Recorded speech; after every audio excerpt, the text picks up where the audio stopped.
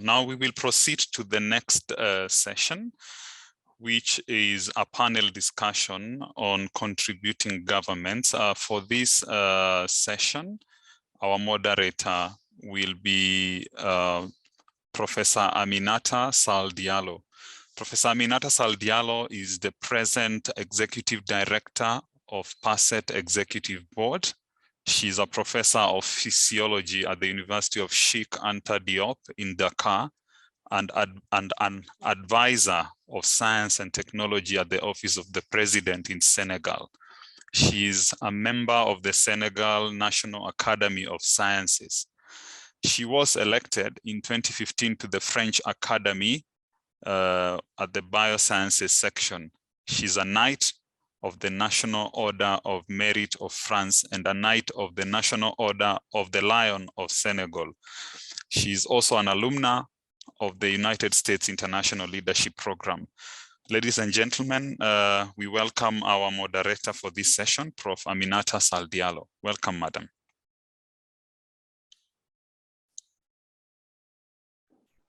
Bonjour à tous. Donc, après cette présentation, pour la vidéo, je serai sans vidéo hein, parce que il y a d'autres personnes qui ne sont pas concernées et qui sont autour. Hein, donc, je vais travailler sans vidéo. Hein. Merci.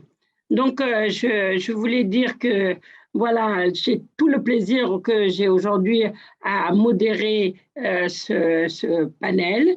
Et je vois dans le programme qu'il y a plusieurs panélistes. Nous avons 5 panélistes représentant les différents gouvernements. Et j'ai vu que Moses devait donner quelques propos introductifs. Et je vais donc laisser la parole à Moses pour ses propos introductifs avant que je ne fasse l'introduction du panel et que je puisse donner la parole aux différents panélistes. Moses?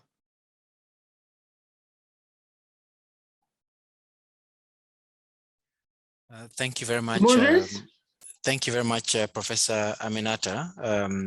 I think just to make some very quick remarks about the Regional Scholarship and Innovation Fund's value proposition, which is really about lowering the cost of high quality PhD training compared with when you compare that internationally. I think first of all to highlight that RCIF pools resources of the contributing governments, some of which are going to be speaking in this panel, that has made available over 280 PhD scholarships, each valued at over $100,000 US.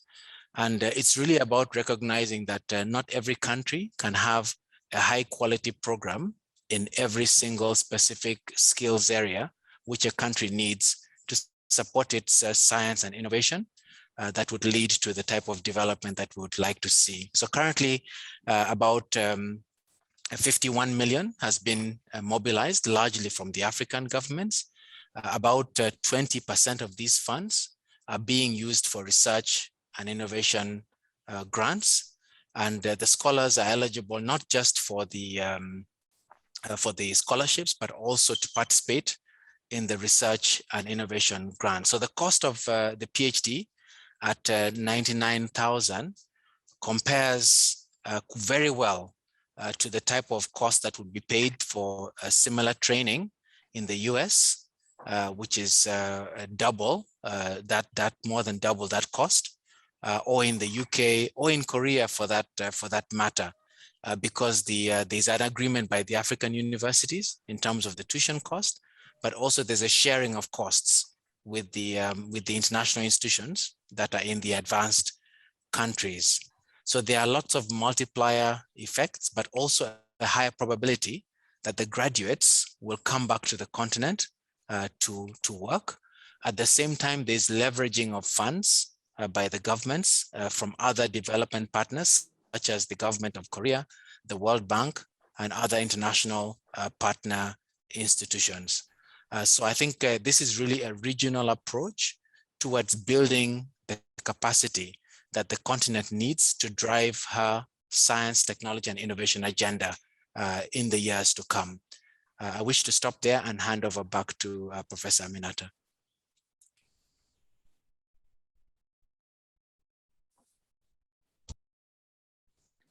Merci beaucoup, Moses. Alors, nous allons peut-être démarrer notre panel. Je voudrais donc dire un grand bonjour à toute l'assistance. Nous avons plus de 200 personnes qui sont actuellement connectées. Et dire qu'en réalité, le rôle de la science dans le développement socio-économique des nations est universellement reconnu. Et aujourd'hui, tout le monde sait que l'investissement dans la science, dans la technologie et dans l'innovation est considéré comme très rentable, mais à moyen et à long terme. Cependant, le financement de la recherche reste une équation difficile à résoudre pour de nombreux pays africains. Et de nombreuses initiatives sont prises au niveau national, au niveau régional, au niveau international, face à cet important défi. Alors, dans la première partie de notre panel, nous aurons l'opportunité d'écouter certaines de ces initiatives sur lesquelles nous pourrons capitaliser. Et dans la seconde partie, faire quelques propositions pour le développement de modèles de financement durable pour l'Afrique qui pourraient être mises en œuvre par le PACET et ses partenaires. Voilà un peu ce que je vous propose. Et je vais donc sans plus tarder passer la parole à notre premier panéliste du Kenya, le professeur Walter Oyawa, directeur général de NACOSTI. Monsieur le professeur, vous avez la parole.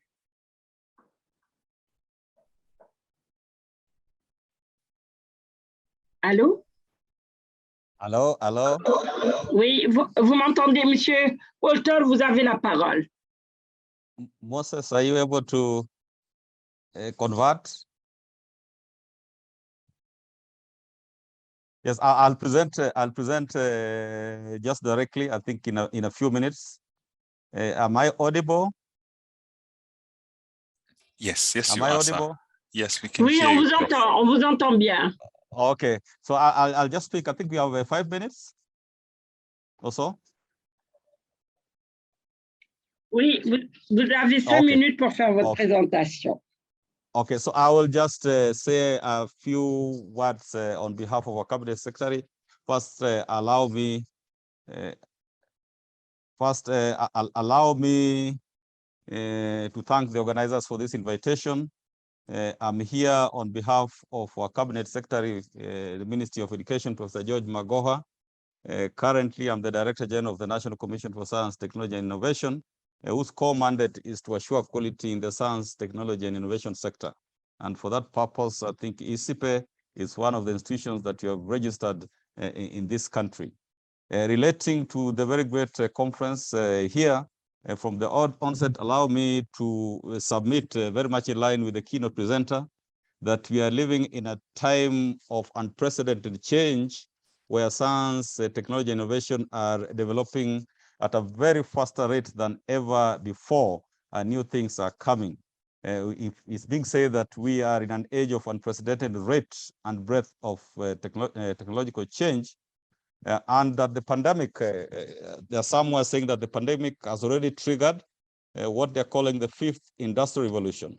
I'm aware that South Africa is quite advanced in advancing the activities of the 4th industrial revolution, but what is coming out is that the pandemic has triggered the 5th industrial revolution, where we are being told now the human body parts are being manufactured using 3D printer. Your liver can be manufactured, maybe your throat, and maybe your ear. And that brings in the element of national security. So why am I saying this? I'm saying this because the great PhD students at ISIPE under the RSIF project need to be alert to this. They need to alert Africa that things are happening when they enrolled in their courses. Probably this was not the situation, but they might have to realign their, whatever they are doing or what the PACET RSIF is doing, to also take note of the changing times which are happening very rapidly, so that their PhD programs or outcomes can impact on the current suffering of mankind or within the African continent. I just want to acknowledge, I think, again, on behalf of our Cabinet Secretary, that PASET has focused on 5 key skill gaps areas that will lead to economic development within the African continent. I take note that they are focused on digital technologies, on climate change, energy, minerals, food security, and agribusiness. These are indeed important areas, and by focusing on these areas, the programs under the RSIF we believe will have a direct bearing on the African people or the suffering African people. For a long time, higher education sector in Kenya has had a serious shortage of PhD scholars in applied sciences, engineering, and technology areas. So these scholarships that have been given, provided to PASET RSIF, we believe will help improve the capacity of PhD training in these areas. And therefore, Kenya strongly supports this program, which is also hosted in the SIPE within the country. Kenya, as a founder member of PASET, was among the first to contribute to the fund, therefore establishing a strong base for the growth of the PhD scholarships. The figures that we have, you can be corrected if I don't have the correct figure, but the figure that we have is that Kenya made the initial contribution in 2018 of $2 million toward this project. And that really shows that our heart is in this program. And we look forward to the graduates from this program championing within the African continent on the matters of sciences, applied sciences, engineering, and technology. And Kenya has taken also advantage of the scholarships contribution and even enhanced, exhausted its kitty on this one. We acknowledge that as part of the history of this program, Kenya had the chairmanship of the PASET Governing Council from 2018 to 2021, which was chaired by our Cabinet Secretary. And during that period of 2018-2021, Kenya was able to oversee the growth of PASET in various areas. One of them was increase of membership in PASET, e.g. Tanzania and Mozambique and others joined. Increase in the Observer membership of PASET international partnering institutions, an increase in the number of scholarships. Kenya has 24 scholars under the PhD programs, and we look forward to them graduating and impacting on the country. Since this is supposed to be a panel discussion, Madam Moderator, allow me to stop there, but once more to thank the organizers for this wonderful conference. Thank you. Back to you, Madam Chair. Merci beaucoup, professeur Walter. Dire juste que effectivement, le Kenya fait partie de nos premiers contributeurs et a joué un grand rôle dans le démarrage des activités du PASET dans le cadre du ARCIF. Nos sincères amitiés au professeur Magoha, qui a effectivement assuré également la présidence du Governing Council du PASET. Et nous ne doutons point de l'engagement du Kenya pour que cette institution qu'est le PASET puisse se développer. Alors, nous allons passer à la parole au professeur Eugenia Kossa, qui est le National Director of Science, Technology and Innovation. Professeur Eugenia, vous avez la parole.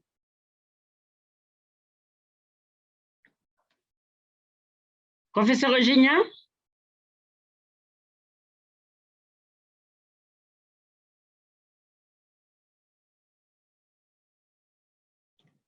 Est-ce que le professeur Eugenia m'entend?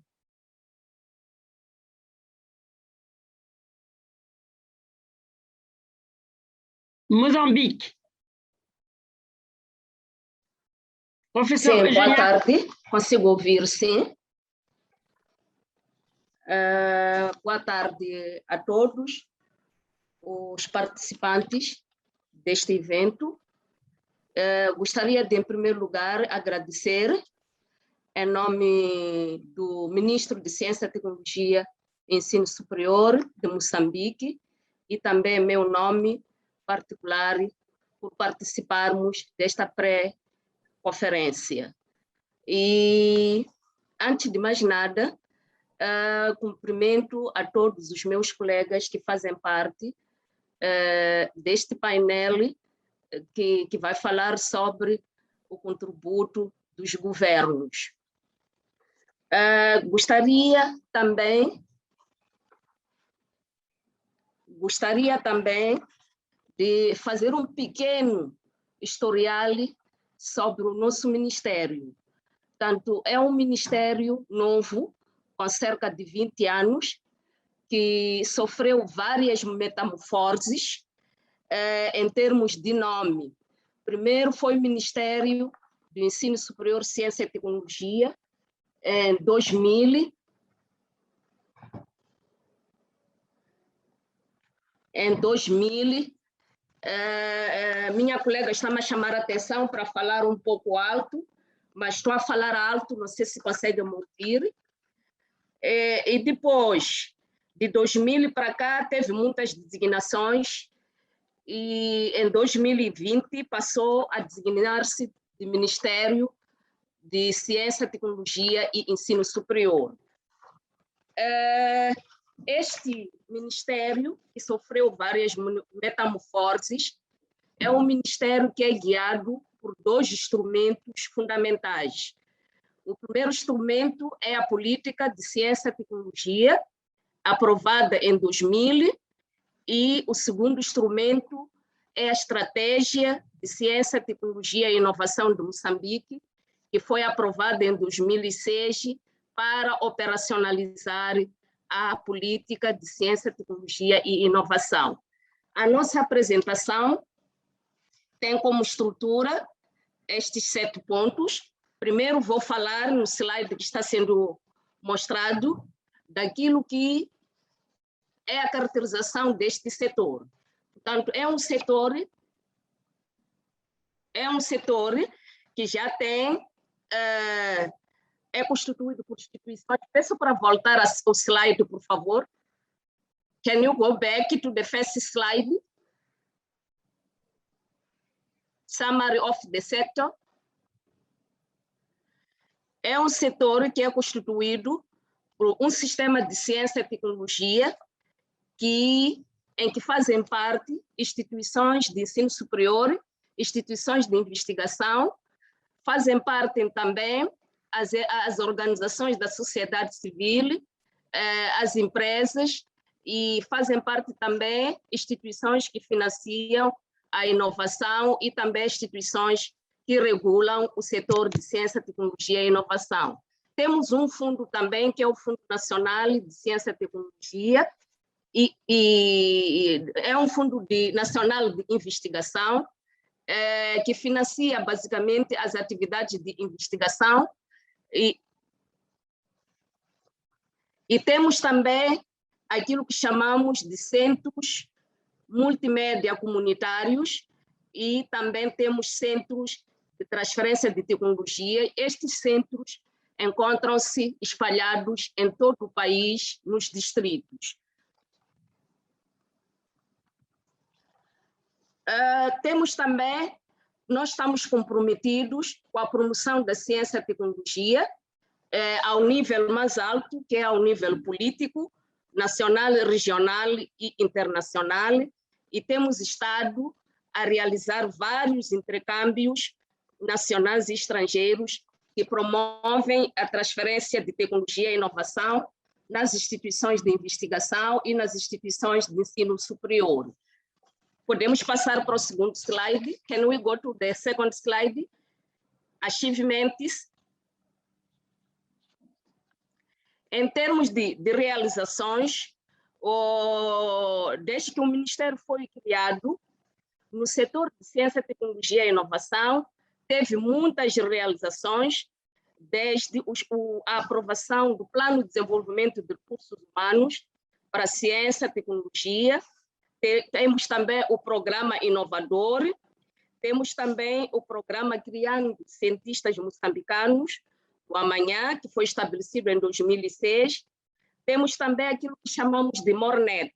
MORNET é a rede moçambicana de pesquisa, que está instalada nas instituições de ensino superior e também nas instituições de investigação moçambicanas.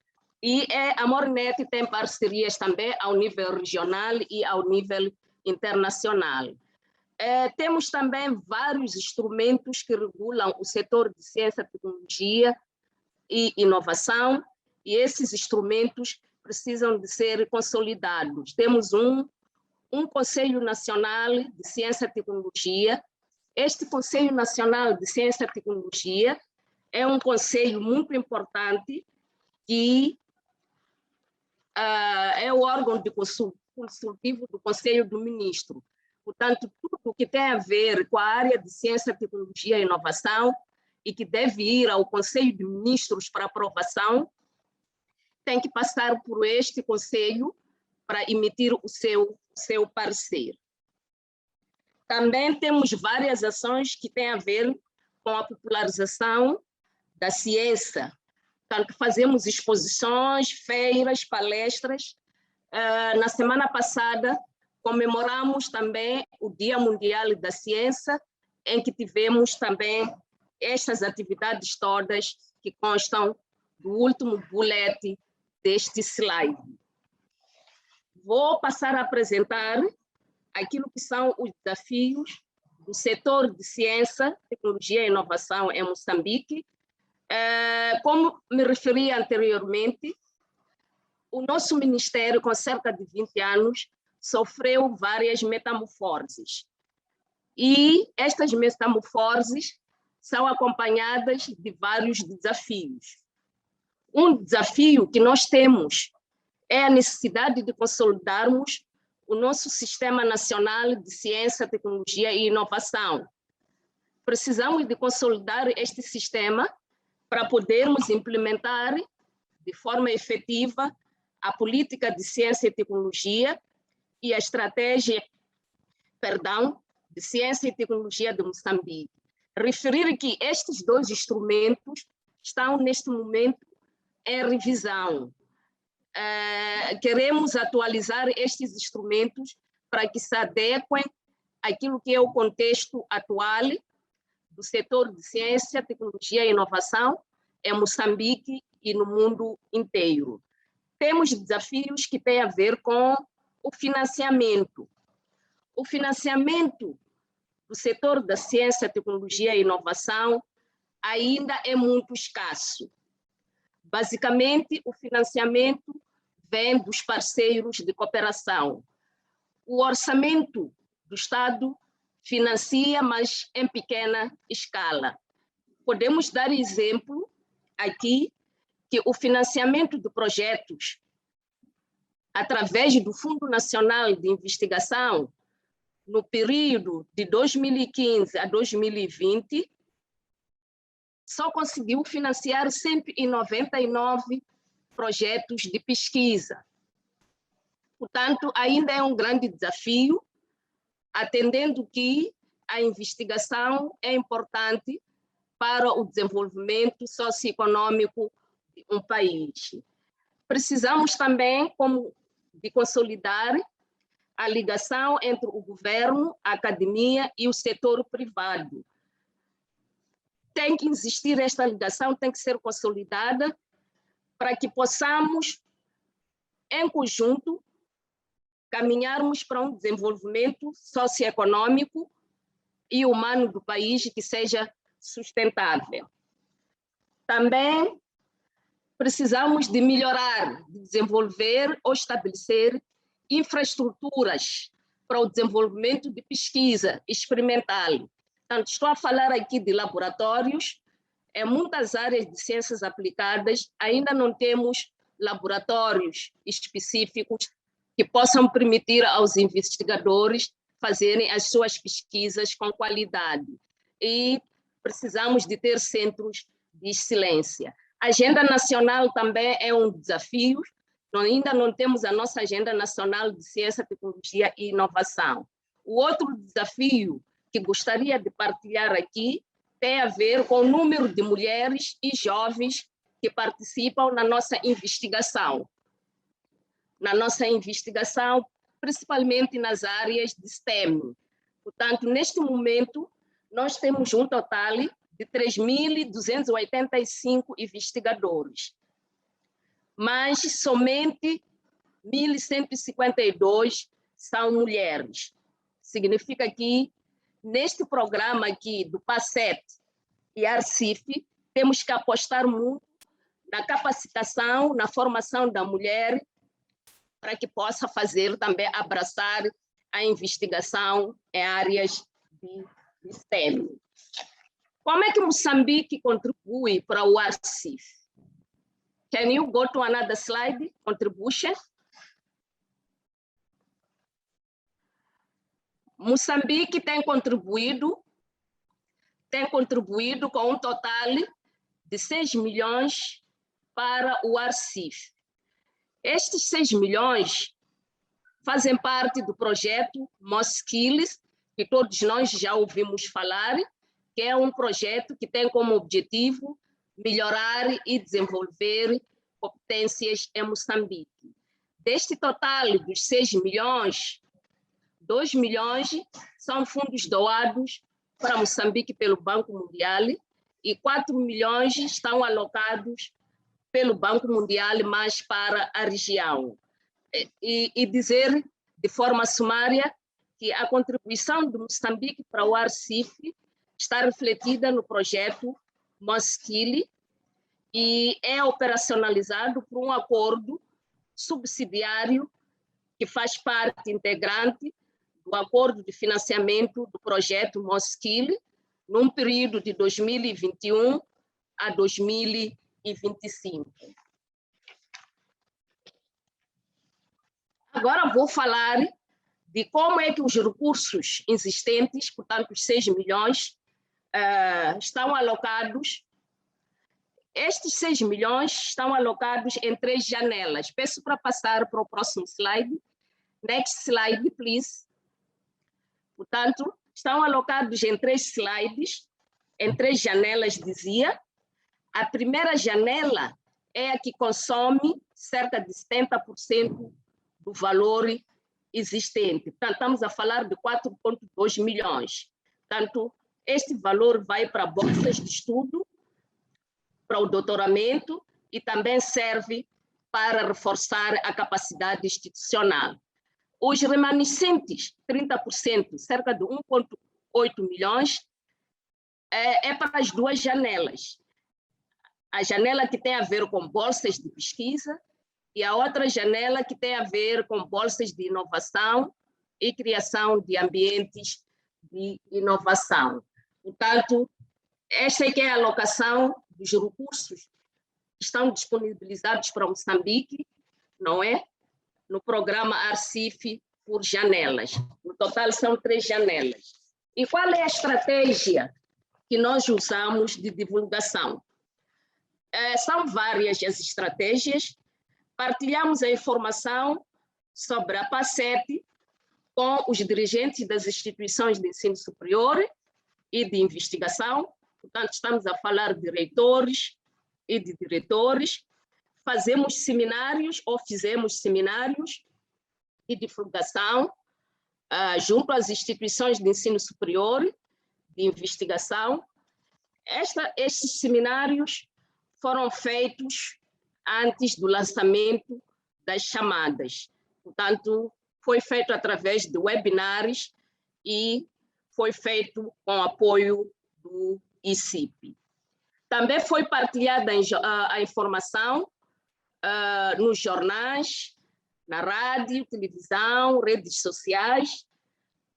Usamos também os websites do Ministério, do Fundo Nacional de Investigação, e também foram usadas notas que foram dirigidas às instituições de ensino superior, foram feitos panfletos e também foram realizados eventos nas instituições do ensino superior para partilhar esta informação. Também partilhamos a informação através de uma base de dados que existe.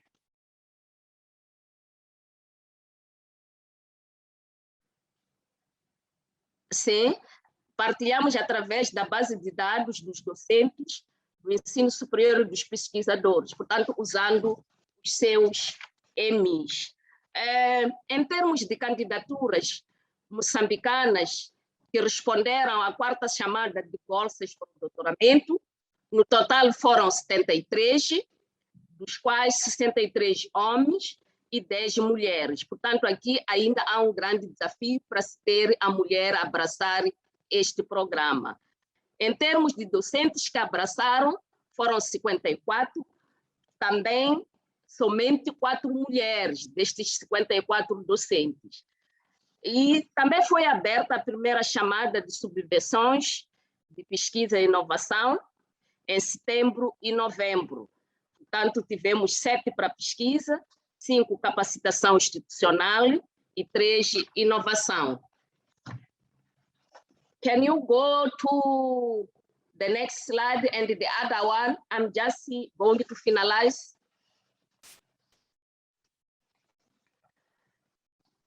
Agora vou falar da mobilização de mais recursos. Nós, como Moçambique, para a mobilização de mais recursos, temos proposta de ações. Can you go to slide number 10? Slide number 10. Portanto, dizia que nós, como Moçambique, temos propostas de ações. Nas propostas de ações, privilegiamos reuniões com os parceiros de cooperação que tenham interesse na formação e desenvolvimento do capital humano. E também privilegiamos o plano de formação de docentes do ensino superior e também, claro, temos este desafio na investigação, concretamente na área das ciências aplicadas. Precisamos de capitalizar, como proposta de ações, os parceiros que já existem na área de formação de quadros e para que possam contribuir ou fazer o cofinanciamento ao ARCIF. Temos um pedido especial como Moçambique, ao PACET e ao ICIP, e é de apoiar o Moçambique a angariar mais parceiros internacionais que sejam de expressão portuguesa para o PACET. E, finalmente, pedimos que a língua portuguesa seja uma das línguas oficiais do PACET. E, com estas palavras, agradeço a atenção que me foi dispensada.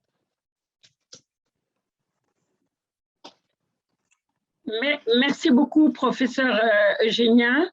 On voudrait s'excuser par rapport à l'interprétation, surtout par rapport aux francophones où nous n'avons pas eu droit à la traduction. Nous sommes conscients par rapport à votre conclusion qu'il y a des efforts à faire, surtout au niveau du PACET.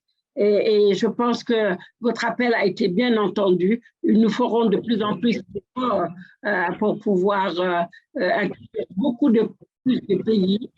Et nous vous remercions pour votre intervention. Nous allons passer sans plus tarder au prochain panéliste. C'est la Côte d'Ivoire à travers le Director of Higher Education, Ministry of Higher Education and Scientific Research, Professeur Akwa Fulgence Nindjin. Professeur Nindjin, vous avez la parole.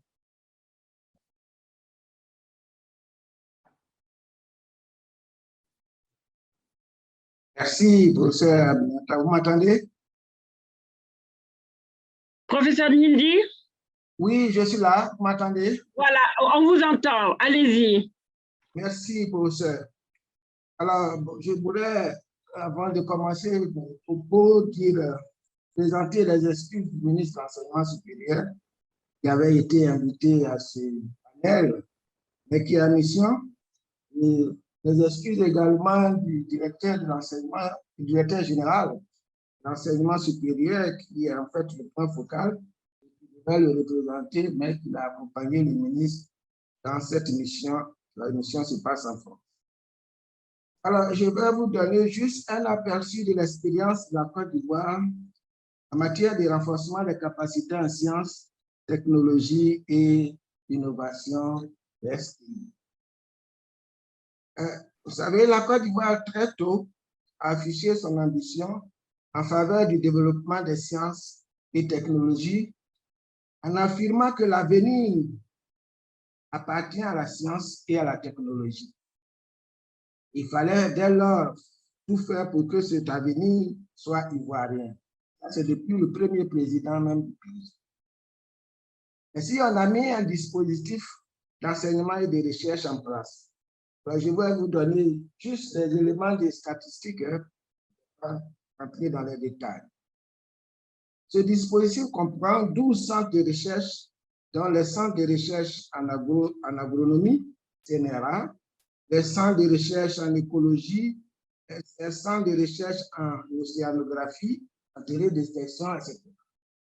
Il y a 14 instituts de recherche, dont l'Institut de recherche en énergie nouvelle, l'Institut Pasteur de Côte d'Ivoire qui a joué un très grand rôle dans la lutte contre la pandémie.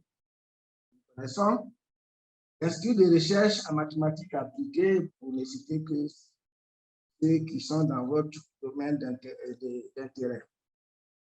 Il y a aussi des laboratoires, une station d'observation, la station géophysique, pour observer les secousses de la Côte d'Ivoire. On a 36 unités de formation et de recherche appartenant à 8 universités publiques. Je ne parle pas des universités privées, je ne parlerai que des universités publiques. Nous avons au total 8. Il y a aussi des grandes écoles. Il y a des grandes écoles, il y en a qui sont sous tutelle d'autres ministères. Celle qui est sous notre tutelle forme dans le domaine du PACET, c'est l'Institut national polytechnique de Yamoussoukro, forme des ingénieurs. Alors, la politique de la recherche en Côte d'Ivoire suit une stratégie définie qui est parfois modifiée en fonction de la vision du premier responsable du département ministériel ou du gouvernement en place. Plusieurs axes sont définis, mais bon, pour raison du temps, je ne retiendrai que quelques éléments. Il y a l'amélioration de la gouvernance de la recherche et de l'innovation, avec une loi d'orientation et de programmation de la recherche qui offre un cadre de mise en œuvre des activités de recherche en Côte d'Ivoire. On a le développement et le renforcement des capacités des ressources humaines. Alors, les bourses d'études et autres aides sont octroyées. La Côte d'Ivoire octroie systématiquement des bourses aux étudiants de 3e cycle qui suivent des formations qui présentent un intérêt pour le pays, notamment dans le domaine des STI. La formation continue du personnel enseignant et de recherche sous la forme de bourses d'études en alternance et de voyages d'études. Alors, ces bourses sont financées par le budget de l'État et aussi, il faut le dire, à travers le contrat de désendettement et de développement CDD signé entre la Côte d'Ivoire et la France. Il y a aussi les primes de recherche que le gouvernement octroie aux enseignants. Une prime trimestrielle de recherche est accordée aux enseignants pour financer leur activité de recherche. Cette prime, au départ, était une prime au rendement, mais progressivement, elle constitue aujourd'hui un accessoire de salaire. Donc, elle n'est plus véritablement. Et la mise en œuvre aussi des programmes nationaux de recherche et des moyens communautaires de recherche. En réalité, en Côte d'Ivoire, nous avons défini 8 programmes de recherche et chaque enseignant est appelé à s'inscrire dans ce programme-là. Puis des moyens communautaires, c'est-à-dire des moyens très lourds qu'un laboratoire ou une institution de recherche ou d'enseignement ne pouvait pas s'octroyer. L'État met ses moyens à disposition de l'ensemble des chercheurs et bon, ces ressources sont mutualisées. Donc, actuellement, nous avons un supercalculateur qui a été livré, qui fonctionne depuis bientôt 1 an. Alors, ce qui est important ici, c'est le renforcement du financement de la recherche en Côte d'Ivoire. Le ministère actuellement mène un plaidoyer auprès du gouvernement pour que celui-ci applique le plan d'action de Lagos, qui prévoit de consacrer 1% du PIB au financement de la recherche. Pour l'heure, les calculs donnent à peu près 0,3% du PIB qui est accordé à la recherche. Dans la loi de programmation, il est clairement affiché que l'État doit accorder 1% du PIB au fonctionnement de la recherche. À côté de ce plaidoyer, nous avons mis en place 2 fonds de recherche. Il y a le fonds Passerelle, c'est le programme d'appui et de stratégie à la recherche scientifique. Ce programme est conçu grâce à un partenariat entre le ministère de l'Enseignement supérieur et de la Recherche et la coopération ivoiro-suisse à travers un fonds envoyé par la Suisse. Ce fonds est destiné, entre autres, à la réalisation de projets de recherche-développement de haute qualité. Ce fonds permet aussi d'accroître le nombre d'étudiants en recherche doctorale dans le domaine du STI. Ce fonds nous permet aussi d'accroître l'augmentation, le fonds permet d'augmenter les travaux postdoctoraux assurés par les enseignants-chercheurs. Ça leur permet aussi d'avancer dans leur carrière. Il y a aussi un autre fonds qu'on appelle le Fonds national de la recherche scientifique, technologique et de l'innovation. Ce fonds, en réalité, les 2 fonds jouent le même rôle, mais que celui-ci est financé entièrement par la Côte d'Ivoire. À côté de ça, il y a le partenariat entre le secteur privé et le ministère de l'Enseignement supérieur et de la Recherche. Il y a une convention de partenariat qui a été signée avec le secteur privé pour soutenir la recherche et la formation des doctorants.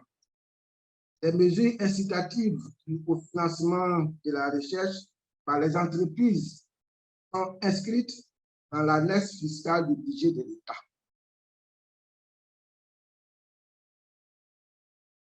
Le soutien des bailleurs du fonds, il ne faut pas le négliger également. J'ai dit, le Passerelle, le premier fonds, est soutenu par la coopération suisse. Le prêt souverain de la France a octroyé à la Côte d'Ivoire, géré par l'AFD, permet et soutient les centres d'excellence en Côte d'Ivoire. Et puis, il y a la Banque mondiale qui soutient le développement des écoles doctorales à travers le projet d'appui à l'enseignement supérieur. Maintenant, le rôle probable que le LSIF en Côte d'Ivoire, quel rôle ce fonds pourrait jouer. Je rappelle que le gouvernement de Côte d'Ivoire a accueilli très favorablement ce projet qui cadre entièrement avec le plan national de développement 2020-2025 PND et entend y prendre une part importante afin de relever davantage le niveau de qualification des diplômés qui entrent dans le secteur productif. Il est donc important que ce fonds soit une alternative crédible aux efforts de la Côte d'Ivoire en matière de renforcement des capacités des institutions d'enseignement supérieur et de recherche dans le domaine d'intérêt du PASSET. Notamment par l'accroissement substantiel des bénéficiaires nationaux des bourses de formation doctorale, peut-être, pourquoi pas, des formations postdoctorales au bénéfice des enseignants. Pour l'heure, la Côte d'Ivoire, les bénéficiaires de la Côte d'Ivoire, j'ai bien compté, ça fait, ils sont au nombre de 10. C'est accurate, ce nombre-là. Le fonds aussi pourrait permettre de développer des partenariats et la formation des réseaux au profit des institutions d'enseignement supérieur et des réseaux. Le fonds pourrait soutenir la mobilité des enseignants en prenant en charge des missions d'enseignement dans les domaines d'intérêt du PACET. Pour la pérennité du fonds, nous pensons que la pérennité de cette initiative est liée à la capacité de l'administration à mobiliser les fonds nécessaires pour réaliser les objectifs de ce programme. Pour ce faire, il faudrait que les pays affirment leur leadership dans la gouvernance de cette initiative. C'est important que les pays s'impliquent réellement dans la gouvernance PACET. Il est important, mais je sais que c'est aussi au programme du PACET, de solliciter le secteur privé dans le financement de cette initiative. Par exemple, le secteur privé et les grandes entreprises nationales pourraient rétrocéder un pourcentage de leurs bénéfices au fonds. Il faut penser à d'autres mécanismes probablement de financement. Les fonds en Côte d'Ivoire, les fonds pour la recherche en Côte d'Ivoire sont placés auprès d'un établissement financier et c'est seulement les intérêts générés par ces fonds, par ces ressources, qui sont utilisés pour assurer les missions de. On peut aussi, donc, pourquoi pas, ACET pourrait penser à ce mécanisme. Comment ça peut se faire, mais ça permet d'assurer la pérennité. Bon, des mesures spécifiques. Je dirais que le programme, le PACET, met en place une communication appropriée autour de cette initiative. Les actions du PACET ne sont pas bien connues des institutions d'enseignement supérieur et de recherche, notamment en Côte d'Ivoire. Par ailleurs, la communication actuelle mérite d'être améliorée. La dame vient de dire, c'est dynamique. Mais il semble important que les gestionnaires du projet puissent également communiquer aussi bien en anglais qu'en français. Tous les documents qui nous arrivent sont en anglais et quand c'est un peu touffu, personne ne regarde. Donc, c'est le projet qui en participe.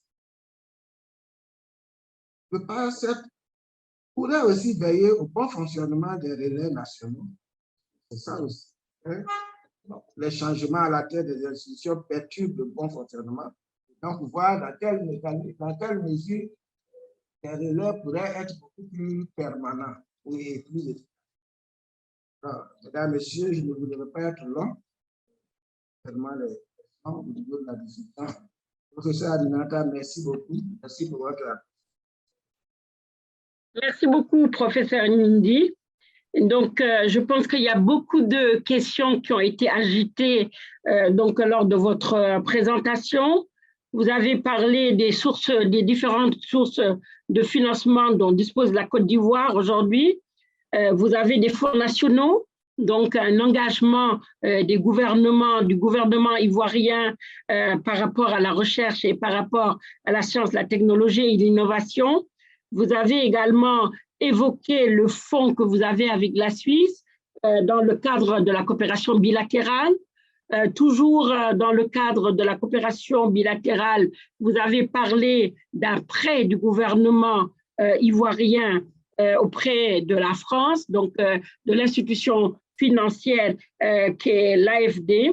Et enfin, vous avez parlé de votre adhésion au niveau du PACET, qui est une institution qui est régionale. Et donc, où, évidemment, vous montrez très bien que la coopération multilatérale a également de la place dans vos stratégies.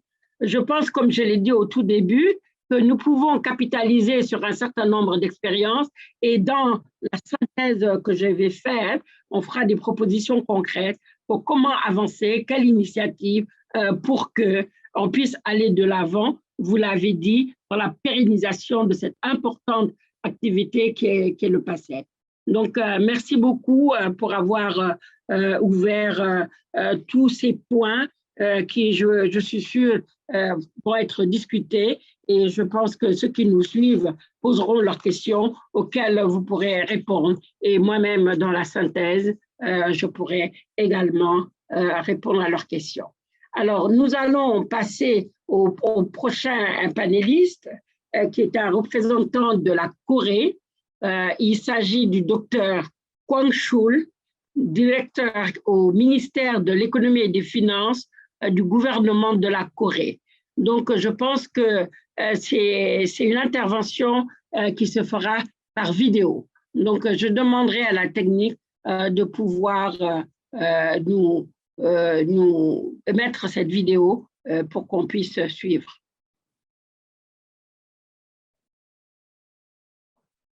Good morning, Professor Aminata Sal Diallo, Executive Director of the PASET Executive Board, representatives of African governments, and ladies and gentlemen.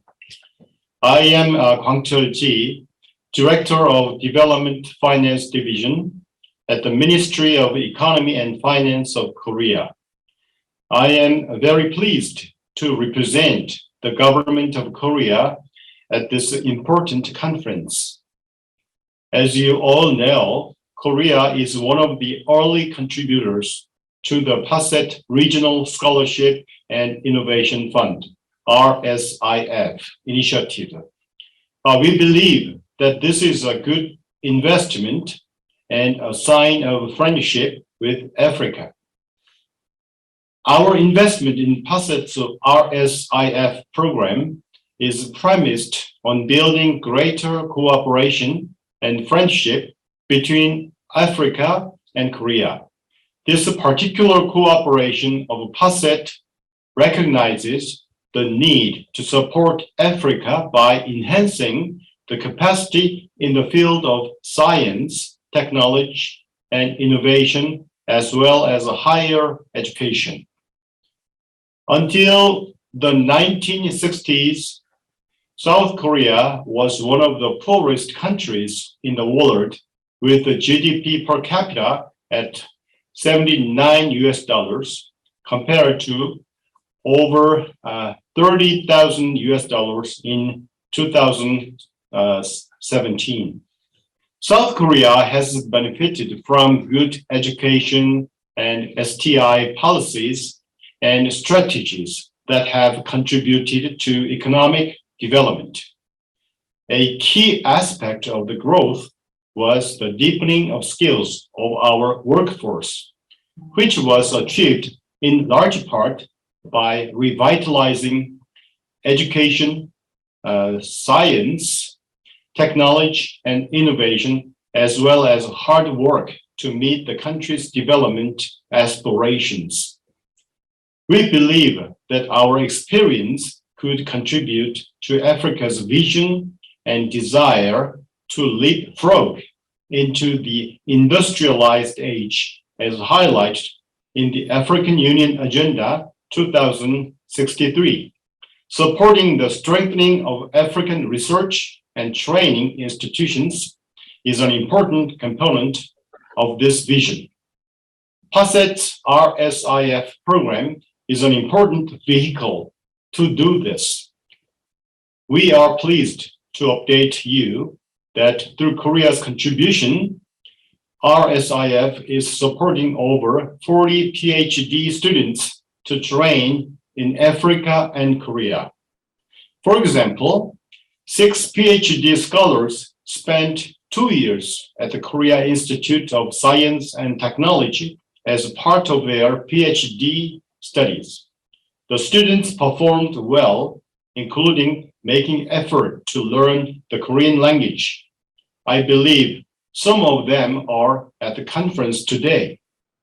We have opened our best institutions to welcome African PhD students to come to Korea as part of their PhD training. In addition to KIST, we have other research institutions participating, including Seoul National University, SNU, Korea Institute of Energy Research, KIER, Korea Research Institute of Chemical Technology, KRICT, and other institutions. We thank the African government for the partnership with Korea. We look forward to continuing working with you closely through the Regional Scholarship and Innovation Fund to enhance cooperation between Africa and Korea. Thank you very much for listening.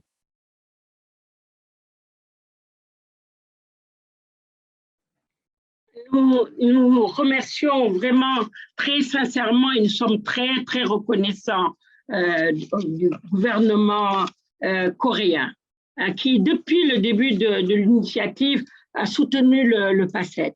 D'abord, techniquement, en mettant à notre disposition des institutions de très grande renommée qui accueillent aujourd'hui nos lauréats, mais en participant également financièrement et à travers son trust fund, donc qui est logé au niveau de la Banque mondiale.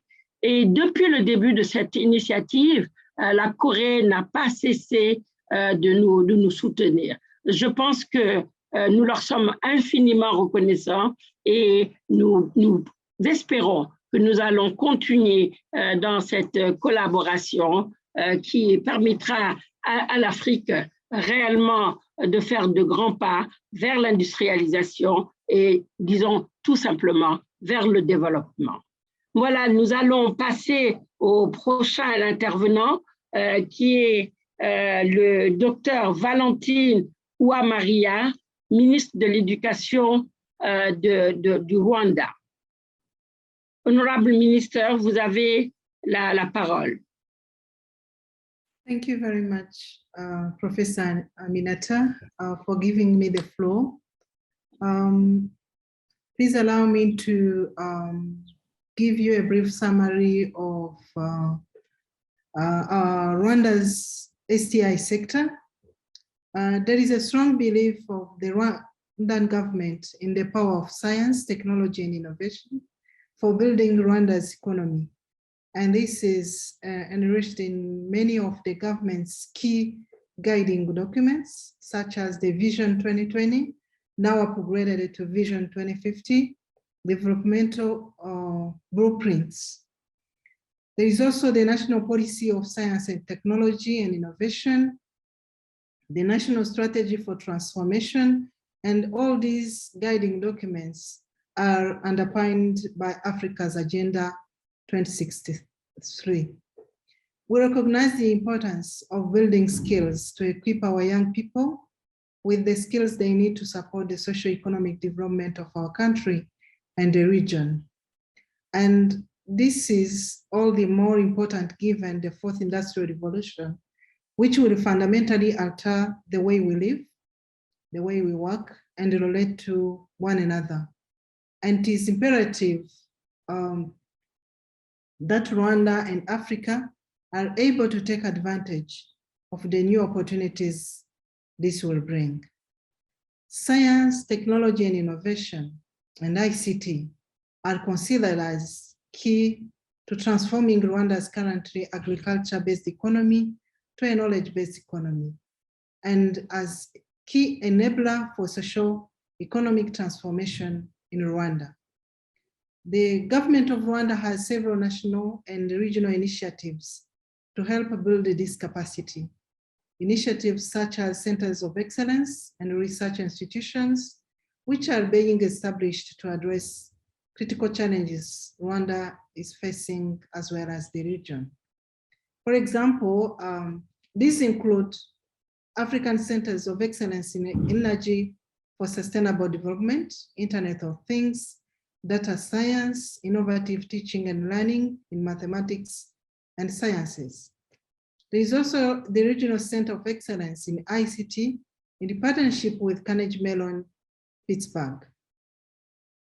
There is an African Institute for Mathematical Sciences, the East African Institute for Fundamental Research in partnership with the International Center for Theoretical Physics, Trieste, the Regional Center of Excellence in Biomedical Engineering and eHealth, and the East African Center, East African Community Regional Center of Excellence for Vaccines, Immunization, and Health Supply Chain Management. The research centers are already supporting the socioeconomic development of Rwanda through improving the food value chain, renewable energy and technologies, digital interactive education to help tackle the issues of COVID-19 pandemic, and increasing the understanding and mitigation, as well as adaptation of climate change, to name a few. Please also allow me to provide some information on the participation of Rwanda in PACET RSIF. Rwanda was one of the founder members of the Partnership for Skills in Applied Science, Engineering and Technology, which was launched in 2013 by the governments of Senegal, Ethiopia, and Rwanda. Rwanda has hosted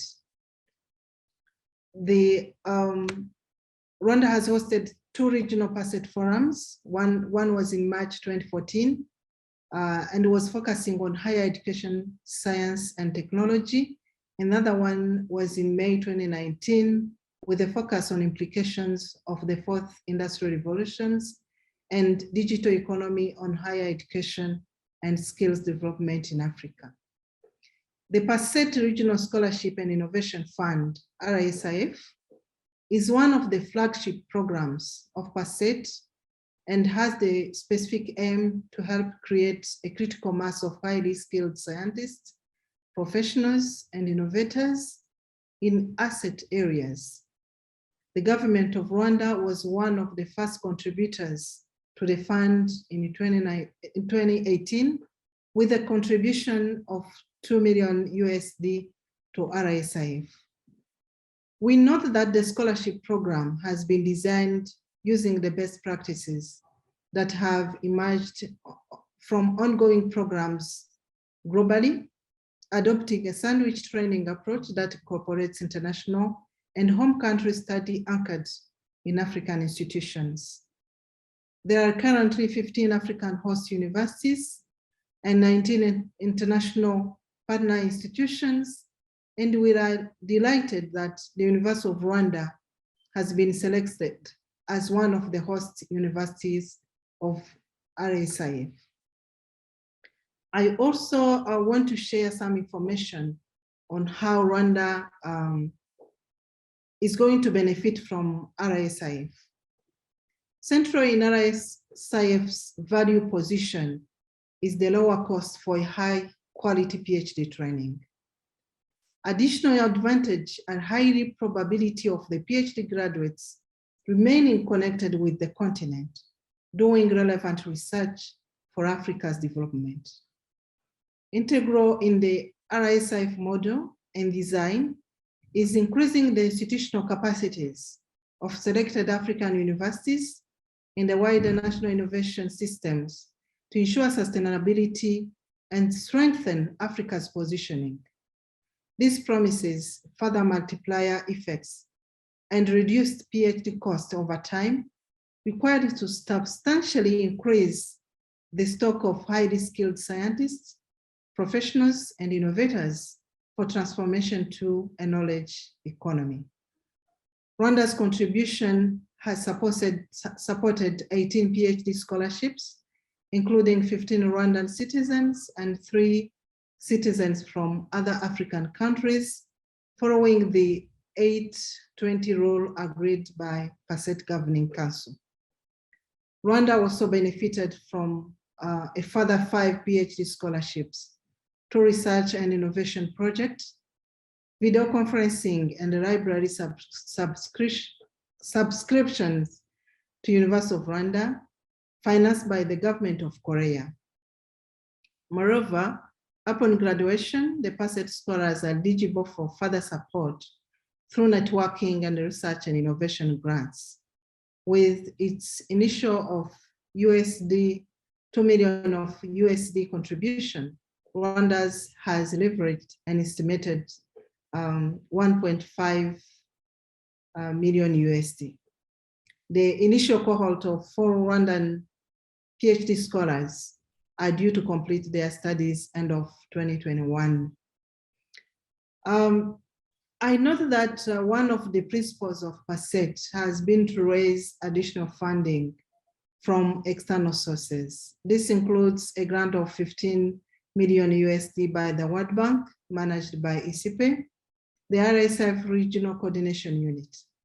And this grant is funding the Regional Coordination Unit, which is managing the RSF process and supporting widows 2 and 3 of RSIF, meaning a support to research and innovation grants, support to communication strategy and awareness raising of RSIF, and it is designed to establish a permanent fund, including sourcing funding from external funding partners. Other partners include the government of Korea, which have provided a grant of 9 million USD, the European Union, which has provided a grant of 4.7 million USD, and other counterpart funding is from the RSIF international partner institutions in the form of tuition fee waivers and other benefits. The objective of PACET to build international level PhD programs anchored in African universities, together with the cost benefit in the cost of PACET PhD programs, are already benefiting higher learning institutions in Rwanda. I look forward to the establishment of the permanent fund, which will provide sustainability and support ongoing scholarship programs for PACET. I know that RSIF is the first Pan-African science fund of its kind that aims to finance doctoral training, research and innovation within priority sectors for Africa's growth and development. The design of the RSIF offers a flexible approach for African governments, donors, private sector, and partners alike to pull together resources. RSIF has a scalable, demand-driven approach and an efficient, proven implementation mechanism.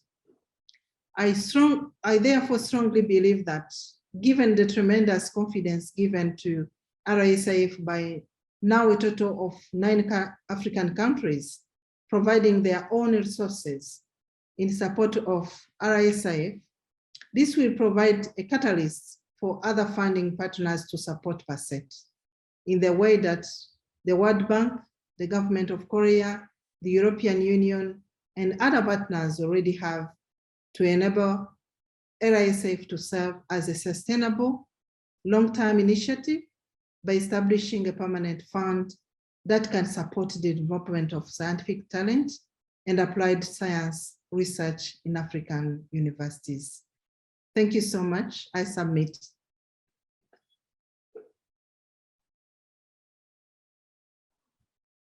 Merci beaucoup, Madame le ministre, honorable Professeur Valentine, et qui est également, disons-le, le président du Governing Council du PACET. Merci pour nous avoir rappelé que le Rwanda a été un des pays fondateurs du PACET. Nous le confirmons, le Rwanda, dès 2013, s'est engagé et au plus haut niveau, le président Kagame et le président Macky Sall ont la main dans la main travaillé pour la naissance de cette initiative, se sont impliqués personnellement pour la mise en place de cette initiative et pour son développement. Et aujourd'hui, vous êtes un des porte-étendards de ce programme en tant que président du Governing Council. Nous portons beaucoup d'espoir par rapport à l'engagement du Rwanda. Je suis sûre que cet engagement ne se démentira pas et nous sommes sûrs également que vous serez engagés à nos côtés pour mobiliser de plus en plus de ressources et pérenniser cette initiative, je pense, à laquelle nous tenons tous. Alors, je vais ouvrir les questions et réponses après ces différentes interventions. La parole est aux différents participants. Vous pouvez lever la main pour pouvoir poser vos questions. et dire à qui vous adressez cette question et des réponses vous seront fournies. Voilà, la parole est à qui veut la prendre.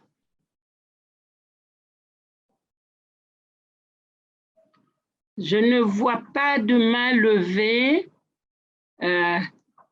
Moses? Moses?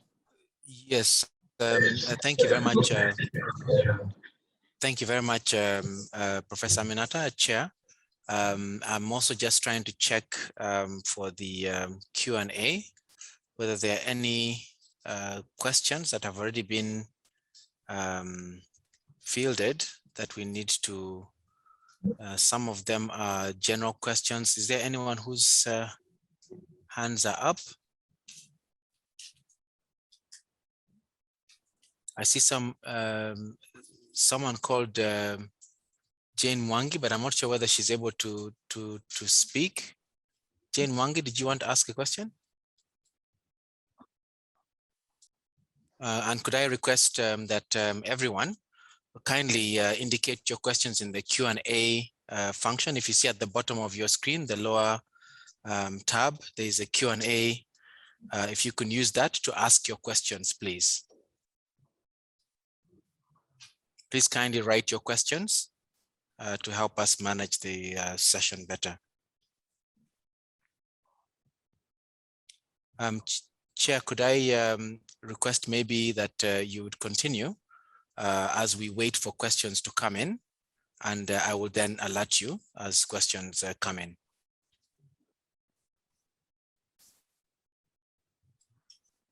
D'accord.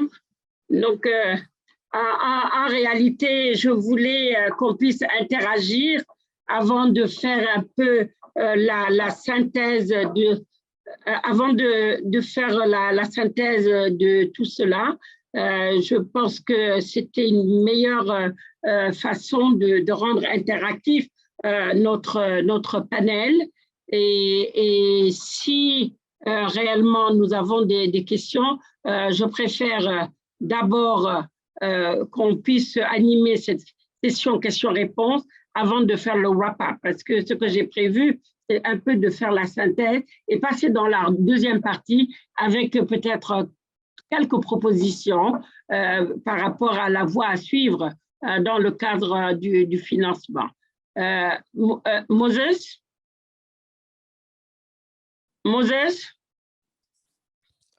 Chair, I think this is in order, and so I just want to highlight to all participants. I see we have 208 participants online. That please kindly use the question and answer. We have in this session the 5 governments, 4 of them African governments that are contributing to the RCEF initiative, and you've heard their speeches as well as the interaction that they've had, both their STI sectors, but also directly with RCEF and PASET. I see some hands up, but I would like to request that rather than speaking, please kindly write your question, because I'm not sure in this webinar platform whether you'll be able to speak. It doesn't allow you to speak. Please kindly write down your question, and as the chair has mentioned, this is the only time we have for questions. So we'll just give maybe 1 minute for anyone who wishes to ask a question before we move.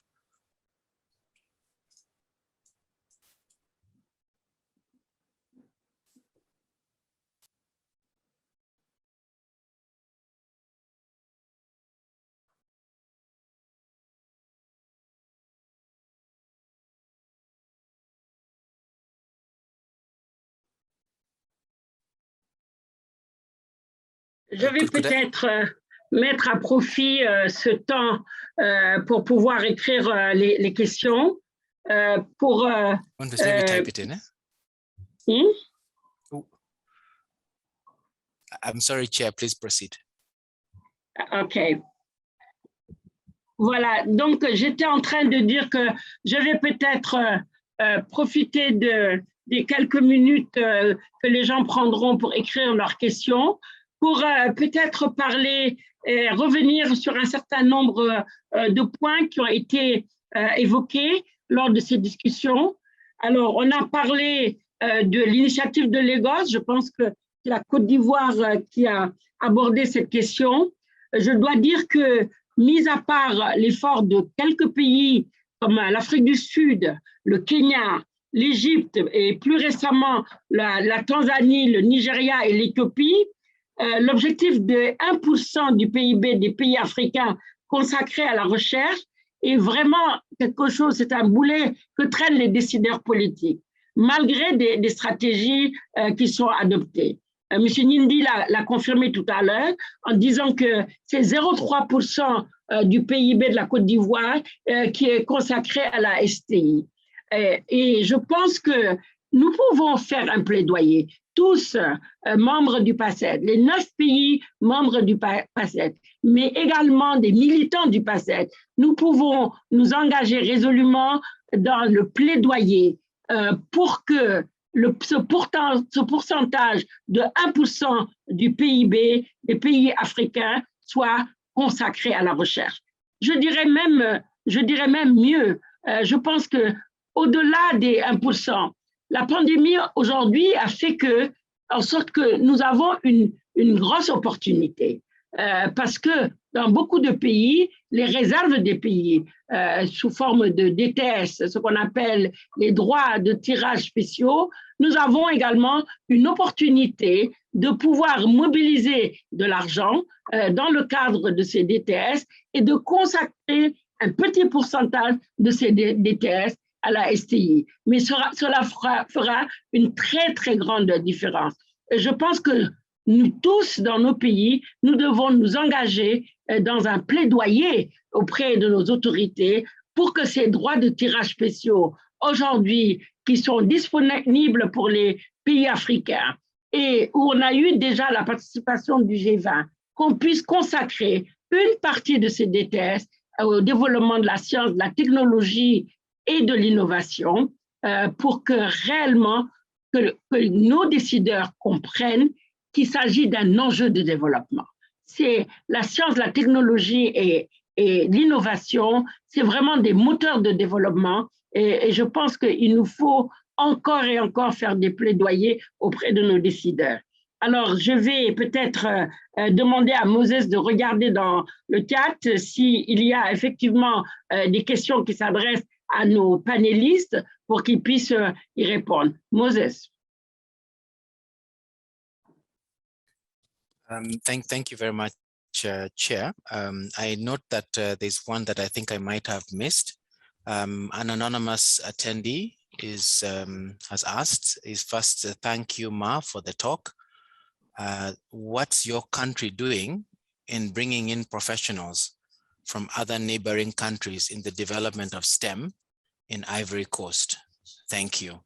I presume this question is addressed to the speaker, the representative of the government of Côte d'Ivoire. So that's it's under in the Q&A panel. And then there's one in, I think the rest are talking about the PhD details, which I think we will type in the answers, may not be directly for the governments, but maybe more for the RCU. Maybe we could start with that one, Chair.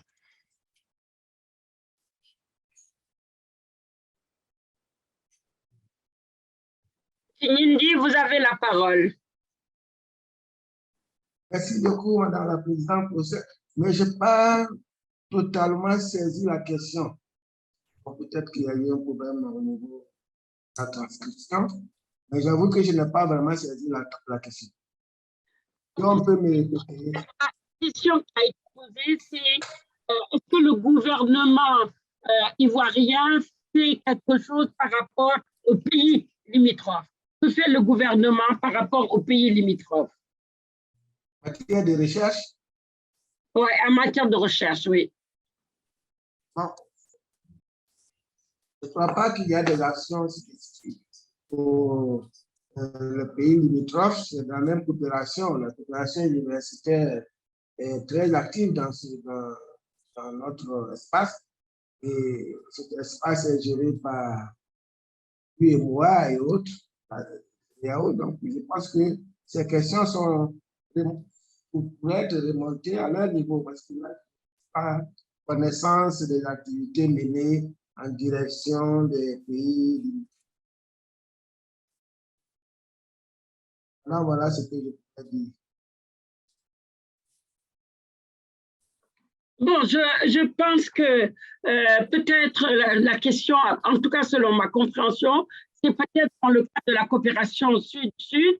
Est-ce que, bon, vous l'avez dit un tout petit peu par rapport à la coopération interuniversitaire, et je pense que la Côte d'Ivoire également dispose de centres d'excellence, et ces centres d'excellence accueillent, qui sont des centres d'excellence, que ce soit labellisés par la Banque mondiale ou par l'UEMOA, et qui accueillent des étudiants de la sous-région. Je pense qu'il parle plutôt de la coopération sud-sud que l'on peut avoir. Et quand il parle des pays limitrophes, moi, je comprends les pays francophones qui sont autour de vous. Bon, et bon, la Côte d'Ivoire a une forte coopération dans le domaine des sciences avec le Sénégal, avec des pays comme le Mali, tous les pays francophones d'ailleurs, tous les pays francophones. Et je pense qu'également, dans le cadre de la CEDEAO, on pourrait peut-être parler de certaines initiatives par rapport à ces pays membres de la CEDEAO. C'est comme ça que je comprends un peu sa question. C'est vrai que la question est peut-être un peu ambiguë, et s'il peut repréciser sa question, si on n'allait pas dans le bon sens, à ce moment-là, on pourra peut-être apporter des réponses plus spécifiques. Merci, Jonathan. Si on peut me repréciser cette question, je pourrais certainement apporter une réponse. I need someone to help me.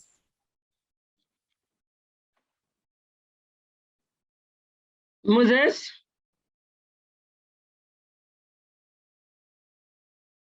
Hello, Moses? Yes, please. I'm asking. I'm asking my colleague to also help me because I see questions are beginning to come in. There's a question that is addressed to the honorable, or at least mentions the honorable minister from Rwanda. It says Dr. Valentine mentioned that some RSIF scholars have already finished their PhD program. I would like to ask whether there is an already established plan on how these graduates will contribute to the capacity building in science and technology back in their home countries.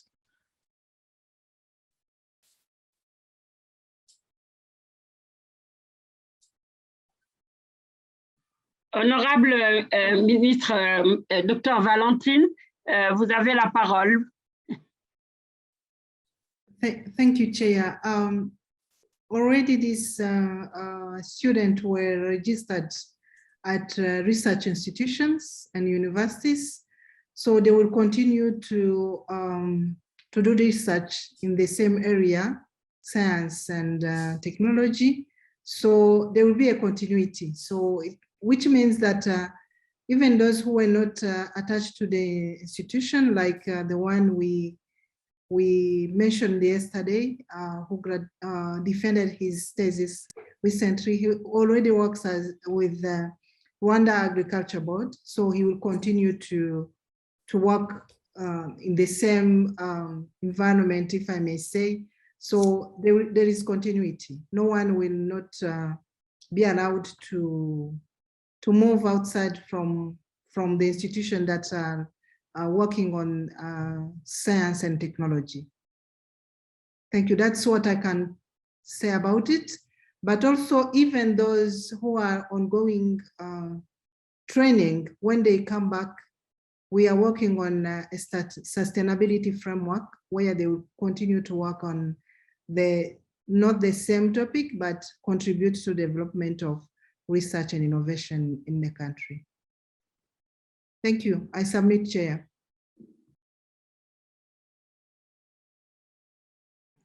Merci beaucoup, Madame le ministre. Juste dire que, bon, effectivement, dès le début, quand on a mis l'initiative en place, un des objectifs de cette initiative, c'était le renouvellement du personnel des universités.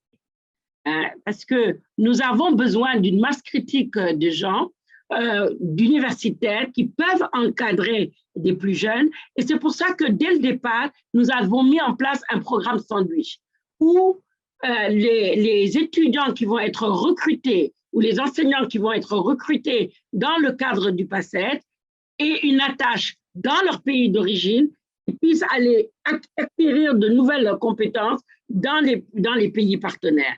Et donc, c'est ce programme sandwich qui permettait réellement de faire tous les ajustements dont on avait besoin et surtout lutter contre la fuite des cerveaux ou bien former des gens ensuite qui sont en chômage. Je pense que c'est un problème important dont il faudrait tenir compte, c'est que l'insertion réellement des diplômés de ASIF dans leur propre pays, c'est quelque chose d'extrêmement important et je pense que nous devons tous y veiller, d'autant mieux que nous venons d'avoir nos premiers diplômés et l'insertion va être quelque chose de très, très, très important. Je pense que si nous n'avons pas une dernière question, je pense que nous pourrons, je pourrais faire une petite synthèse et puis Chair, there's a question, there's another question. Maybe first of all, d'accord, Moses, donc vous pouvez peut-être lire la question. Merci. So the question one of the participants is asking, thank you, honorable panelists, for the great insights on efforts by African governments to support STI training in Africa. However, the COVID pandemic has posed adverse effects on most economies, especially African economies, and diverting resources to the health sector and economic recovery. How do we continue to ensure governments allocate resources for STI through initiatives such as RCEF?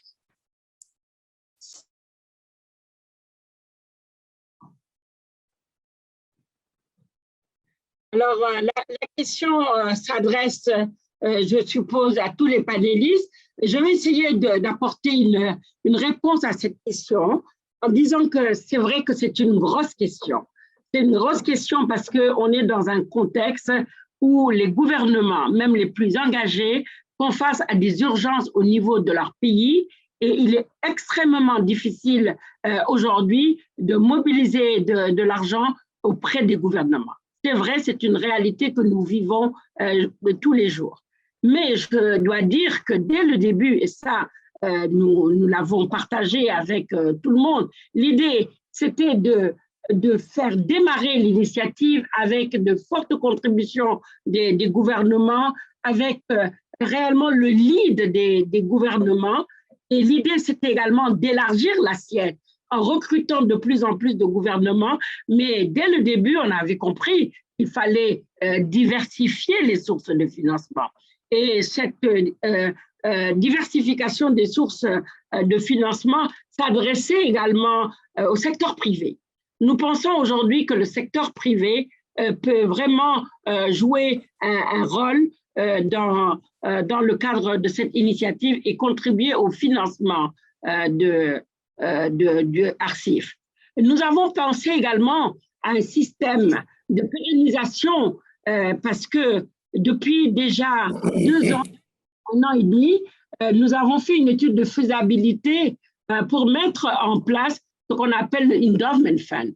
Je pense que le panel qui suit va parler de cela, va vous parler du Endowment Fund, donc des fonds d'investissement qui vont être logés dans des institutions financières et aujourd'hui dont les intérêts vont pouvoir être versés dans ce fonds régional et qui vont nous permettre, qui vont aider en tout cas à la pérennisation de notre initiative. Je pense ce panel qui va être modéré par le professeur Wole, je pense que c'est le panel qui suit le nôtre, nous aurons peut-être de plus amples informations par rapport à ce Endowment Fund. Alors, je voudrais dire également que c'est vrai que la pandémie est un problème, mais j'ai évoqué tout à l'heure que c'est aussi une opportunité. C'est aussi une opportunité parce que ce que nous voyons aujourd'hui, c'est que tout le monde a compris, même les plus sceptiques, quel était le rôle de la science, de la technologie et de l'innovation. Nous avons été très durement touchés, vraiment au cœur de nos économies. Et chaque pays a eu le réflexe un tout petit peu de s'enfermer au lieu de s'ouvrir. Et je pense que des initiatives comme le PACET, qui sont des initiatives régionales, qui ont été résilientes, parce que nous n'avons pas arrêté ce programme, malgré la pandémie, malgré des difficultés et les obstacles. Nous n'avons pas arrêté cette initiative et le PACET a été très, très résilient. Et aujourd'hui, je pense que beaucoup de gouvernements, les dirigeants comprennent le rôle de la science, de la technologie et de l'innovation et de construire cette capacité scientifique ici en Afrique. Nous avons vu le problème des vaccins, où l'Afrique a été reléguée au second plan et que quand la production de vaccins contre la COVID-19 a été faite, mais qu'est-ce qui s'est passé? L'Europe, l'Amérique du Nord ont vacciné leur population. Et nous sommes réellement, nous avons démarré plus ou moins l'approvisionnement en vaccins avec l'initiative COVAX, etc. Mais on se rend compte qu'aujourd'hui, nos populations ne sont pas vaccinées. Et je pense qu'il y a eu des initiatives au niveau mondial pour que l'Afrique puisse vraiment produire ses propres vaccins. C'est juste pour dire que tout le monde reconnaît aujourd'hui, mais de manière universelle, le rôle de la science, de la technologie et de l'innovation, et que c'est vraiment des leviers de développement. Donc, la pandémie est certes une contrainte, a été une contrainte, restera une contrainte au plan économique, mais c'est également une opportunité et nous devons réfléchir tous comment faire pour saisir cette opportunité et pouvoir placer réellement l'agenda de la science et de la technologie au niveau de l'agenda mondial de développement. C'est très, très, très important. Il ne faut plus qu'on parle de la science, de la technologie et de l'innovation comme quelque chose de marginal, ou en disant oui, le temps du politique n'est pas le temps de la science. Les politiques, ils pensent aux prochaines élections. Nous, on pense aux prochaines générations. On ne doit plus réfléchir de cette manière. Nous devons faire comprendre à tout le monde que réellement, que la science, la technologie et l'innovation, c'est le moteur du développement. Et ça, je fais le lien avec la mobilisation des ressources parce que nous pourrons mobiliser beaucoup plus de ressources si on arrive à vraiment ancrer dans la tête de nos dirigeants que c'est un agenda de développement qu'on leur propose et que ce n'est pas juste de la recherche fondamentale ou pour ci ou pour ça. Ça, s'ils le comprennent bien, je pense qu'il y a énormément aujourd'hui de sources de financement en Afrique.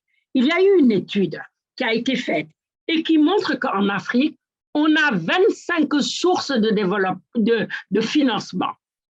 Sur ces 25 sources de financement, vous savez, on n'en utilise que 2.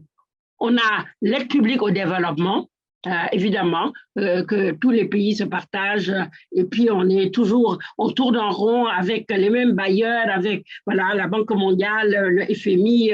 Bon, ça, ce n'est un mystère pour personne.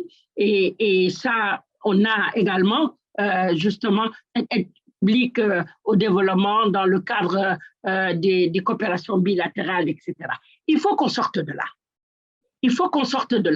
Et je pense qu'il faut un positionnement clair par rapport à la STI et qu'on puisse travailler avec beaucoup plus de partenaires, pas seulement des partenaires pour le développement des universités, pas seulement des partenaires pour le développement de la recherche, mais réellement des partenaires en faveur du développement.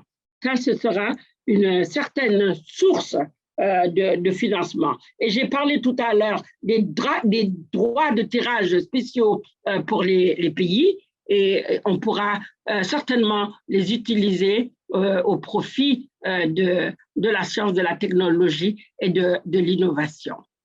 Alors, si je dois faire un peu la synthèse de ce que nous avons entendu ce matin, je pense que tout le monde est conscient qu'on a trois leviers réellement. C'est l'environnement institutionnel, donc tout ce qui est université, institut et centre technique, tout ce qui est laboratoire, etc. Nous avons le partenariat, c'est extrêmement important parce qu'il permet de mutualiser les ressources avec l'expression des avantages comparatifs, ressources avec réellement qui seront utiles pour la science, la technologie et l'innovation. Et ça permet de générer une valeur ajoutée si les principes sont bien respectés. La troisième ressource qui représente, qu'on a évoquée ce matin, c'est les fonds de recherche. Et ces fonds de recherche peuvent émaner de fonds compétitifs, hein, des coopérations bilatérales, des coopérations multilatérales, des fondations, des entreprises, des privés, des philanthropes et peut-être plus rarement chez nous, des États, mais beaucoup pour les pays nord-américains ou les pays africains. Si on regarde les statistiques, l'Afrique représente 15% de la population mondiale. L'Afrique supporte 25% de la charge globale de morbidité. Pourtant, face à ces grands défis, elle ne concentre que 2% des résultats de la recherche et seulement 1% de capacité au niveau mondial. Bon, je pense que même si la recherche coûte cher, même si nous avons énormément d'obstacles, nous devons travailler et mettre en place des modèles. Et je pense que nous avons tenu une réunion, une rencontre à l'Université d'Oxford, en marge de la réunion du Grand Challenge à Londres en 2016. Et je pense que c'était le président de l'Académie africaine des sciences qui nous avait représentés, donc le professeur Abegaz. Et au sujet de...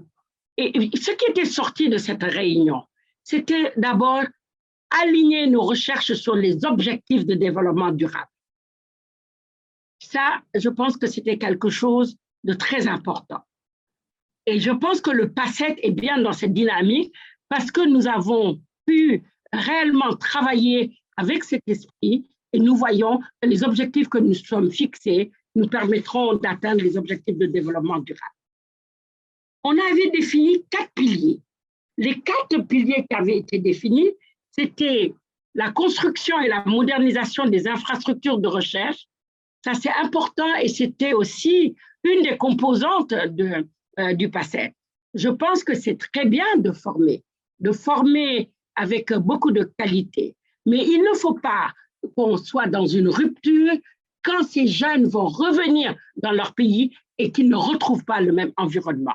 Donc, je pense que la construction et la modernisation des infrastructures de recherche, c'est quelque chose de très important. On a également l'amélioration de l'excellence technique et professionnelle par la formation à la recherche. Ça, je pense que c'est partie intégrante du PACET et nous faisons du mieux que nous pouvons à travers des coopérations pour y arriver. Nous avons la promotion et la pertinence de l'innovation associée à l'entrepreneuriat. Et je pense que vous voyez bien les 3 fenêtres au niveau du PACET, la formation, la recherche, l'innovation. Et enfin, le 4e pilier qui avait été défini, c'était la création d'un environnement propice au développement de l'innovation, de la science, de la technologie sur le continent africain. Je parle de la réunion qui avait eu lieu en octobre 2016. Et je pense que depuis lors, le PACET n'a pas arrêté quand même de capitaliser et d'aligner ses priorités sur ces piliers qui avaient été définis lors de cette réunion. Alors maintenant, c'est vrai que le contexte a quelque peu changé et il y a de nombreuses initiatives au niveau de notre continent. Je l'ai dit, tout à l'heure, je pense que M. Nindi également l'a évoqué, on a dans le cadre de la coopération bilatérale des opportunités aujourd'hui que nous pouvons faire valoir. Et c'est par exemple le cas du Centre suisse de recherche scientifique en Côte d'Ivoire, qui est un centre de recherche interdisciplinaire et qui aujourd'hui est un centre régional de recherche sur les questions de bien-être et de population et de la gestion durable de l'environnement, qui a une autonomie et une gestion privée. Donc, je pense que voilà une initiative qui pourrait inspirer les pays. Parce qu'il faut le dire, les gouvernements feront peut-être des efforts, mais il nous faut être innovants dans la recherche de financement. Quand on prend un autre exemple ici, par exemple en Afrique, c'est le consortium Afrique, qui est l'Afrique One, qui est un modèle initié en 2009 par le Wellcome Trust et qui est porté par des Africains dans le cadre de l'African Institution Initiative. Bon, il a permis, grâce à un financement de 6,8 millions de dollars, donc de 2009 à 2015, à 11 institutions africaines d'améliorer en 5 ans leur performance de recherche et de financement. Je pense qu'il nous faut aller résolument vers de tels consortiums pour pouvoir également mobiliser de l'argent. C'est un clin d'œil à ICP également. Nous devons pouvoir le faire et ça, moi, je suis optimiste par rapport à cela. Troisième chose également qui me paraît important, c'est les fonds compétitifs. Nous avons une jeunesse qui est une jeunesse talentueuse et il y a énormément de fonds compétitifs dans le monde. Il faudrait qu'on puisse mobiliser le maximum d'argent à travers ces fonds compétitifs. Ça, je pense également, cela nous encourage à vraiment former les jeunes sur la mobilisation des ressources, comment pouvoir accéder à des fonds compétitifs, car nous ne devons pas le négliger, parce que je pense que c'est une source de financement qui est importante. Ce que je peux dire peut-être pour conclure, c'est qu'il y a de nouvelles dynamiques qui sont perceptibles à l'horizon, et ce, à tous les niveaux, au niveau des États, au niveau des bailleurs, au niveau des chercheurs, pour permettre la mobilisation et l'utilisation de ressources consacrées à l'agenda de la recherche. L'Académie africaine des sciences a voulu porter cet agenda. Sorry to interrupt, just to let you know, we should be winding up to go to the next session. Thank you so much.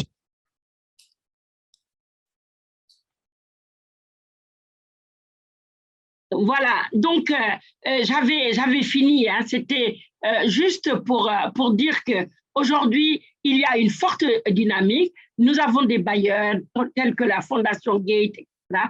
On a beaucoup d'opportunités. C'est à nous de travailler pour pouvoir saisir ces opportunités. Je vous remercie de votre attention et m'excuse d'avoir un peu débordé par rapport à la session. Merci encore.